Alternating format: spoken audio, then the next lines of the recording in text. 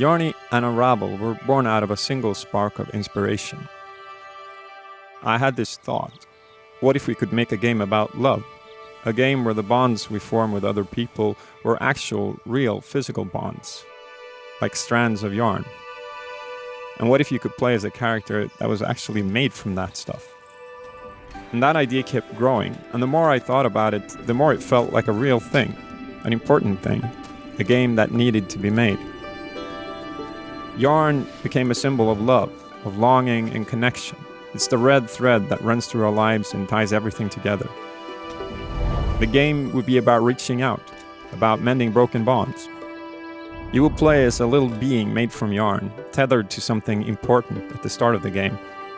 And you would try to make it to the end without unraveling, so you could use your yarn to reconnect things that weren't meant to be apart.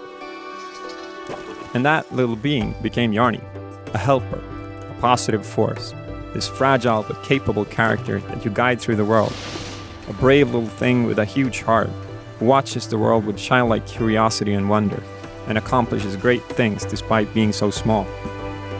I wanted a character that would inspire empathy, that would make you care, because that's a big part of what the game is about, caring and connecting.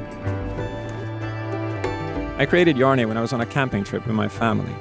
I made a doll from materials that I basically scavenged and just started playing with it and posing it and taking pictures, trying to come up with what the actual game would be like. It was just a really beautiful process. I was out in nature, in such an inspiring environment. I was basically just playing and having fun and trying to capture what that felt like. I had my kids there, and with every new thing that I showed them, I could tell right away if it worked. And now, 2 years later, I can look back at that summer, and it's quite amazing to see where it all led. That initial spark of inspiration has grown into a real game.